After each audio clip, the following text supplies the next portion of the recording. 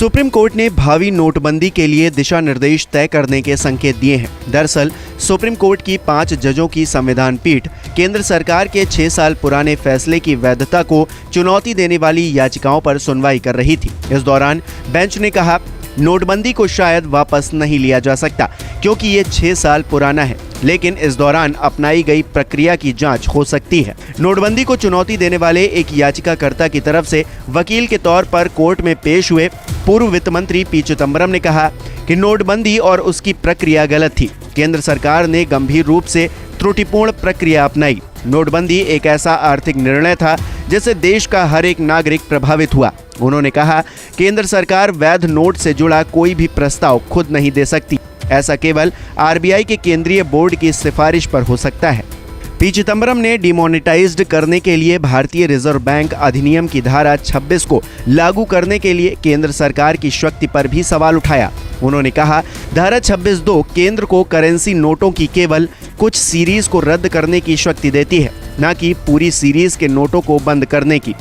चिदम्बरम ने कहा कि ये कहना बेतुका और अनुचित है कि किसी भी सीरीज का मतलब सभी सीरीज होता है। बहरहाल इस मामले में अगले हफ्ते भी सुनवाई जारी रहेगी। गौरतलब है कि सुप्रीम कोर्ट की पीठ केंद्र के 8 नवंबर 2016 के 2 नोटों के विमुद्रीकरण के फैसले को चुनौती देने वाली 58 याचिकाओं पर सुनवाई कर रही है।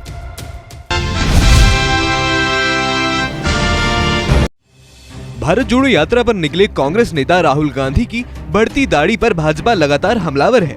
इसी बीच उनकी मूंछों पर ताव देते हुए ये तस्वीर वायरल हो गई है। इसमें उनके साथ ओलंपिक पदक विजेता विजेंदर सिंह भी नजर आ रहे हैं। मध्य प्रदेश से गुजर रही भारत जोड़ो यात्रा में शुक्रवार को बॉक्सर विजेंदर सिंह भी शामिल हुए थे और जो तस्वीरें वायरल हुई उसमें वो राहुल के साथ रूपदार अंदाज में मूंछों पर ताव देते हुए नजर आए। खुद राहुल गांधी ने सोशल मीडिया पर ये तस्वीरें शेयर की और साथ में लिखा, मूंछों पर ताव, बाजुओं में दम, फौलादी इरादे, जोशीले कदम। आपको बता दें कि पदयात्रा पर निकले राहुल गांधी की दाढ़ी सफर के साथ बढ़ती जा रही है। भारतीय जनता पार्टी ने उनके नए लुक पर तंज कसने का एक भी मौका नहीं छोड़ा है। हाल ही में उत्तराखंड के सीएम पुष्कर सिंह धामी ने तंज कसा कि दाढ़ी बढ़ा लेने से कोई नरेंद्र मोदी नहीं बन जाता। वहीं असम के मुख्यमंत्री हेमंत बिस्व शर्मा ने यहाँ तक कह दिया कि कांग्रेस के पूर्व अध्यक्ष का चेहरा सद्दाम हुसैन जैसा दिखाई नहीं देना चाहिए। इसे लेकर कांग्रेस का भी भाजपा पर पलटवार जारी है।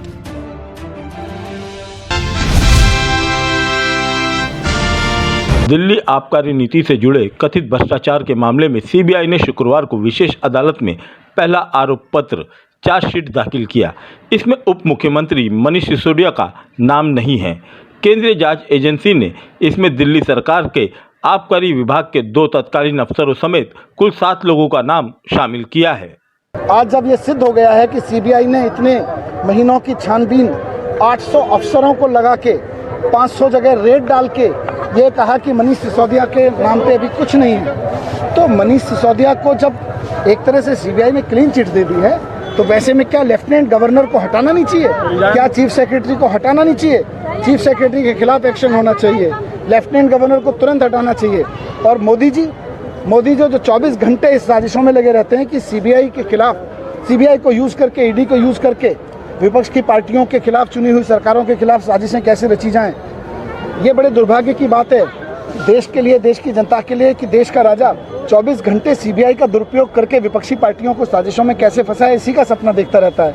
आज जब सीबीआई से क्लीन चिट मिली है तो मुझे लगता है प्रधानमंत्री जी को भी माफी मांगनी चाहिए। रेजिग्नेशन डिमांड आप कर रहे हैं सर। आज 1300 करोड़ का सतर्कता निदेशालय ने एक और करेक्शन की बात कर दी। ये रोज नए इस तरह से लाएंगे। इनको शर्म आनी चाहिए कि जो आदमी स्कूल बना रहा है, जो सरकार इतनी मेहनत से काम कर रही है, ईमानदारी से काम कर रही है, उसके खिलाफ तरह तरह की झूठी साजिशें कर रहे हैं और मुंह की खाते जा रहे हैं। राउज एवेन्यू अदालत के विशेष न्यायाधीश M.K. नागपाल ने आरोप पत्र पर संज्ञान लेने के लिए मामले की अगली सुनवाई 30 नवंबर तय की है।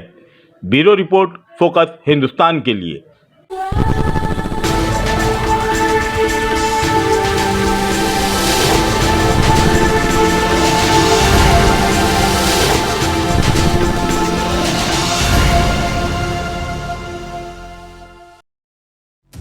बॉलीवुड एक्ट्रेस ऋचा चड्ढा के विवादित ट्वीट का मामला अभी शांत होता नहीं दिख रहा। हालांकि एक्ट्रेस ने माफी भी मांग ली है, लेकिन अब इस विवाद में अभिनेता प्रकाश राज भी कूद पड़े हैं। दरअसल ऋचा चड्ढा के खिलाफ ट्वीट करने के लिए साउथ अभिनेता प्रकाश राज ने अक्षय कुमार को आड़े हाथों लिया। उन्होंने अक्षय के ट्वीट को रीट्वीट करते हुए लिखा, आपसे ये उम्मीद नहीं थी अक्षय कुमार। ऋचा चड्ढा हमारे देश के लिए आपसे ज़्यादा प्रासंगिक है सर। इससे पहले भी प्रकाश राज ने ऋचा के गलवान ट्वीट पर लिखा, हम आपके साथ हैं ऋचा चड्ढा, हम जानते हैं कि आपके कहने का क्या मतलब था। बता दें कि अभिनेता अक्षय कुमार ने ऋचा चड्ढा के वायरल ट्वीट के स्क्रीनशॉट को रीट्वीट किया है।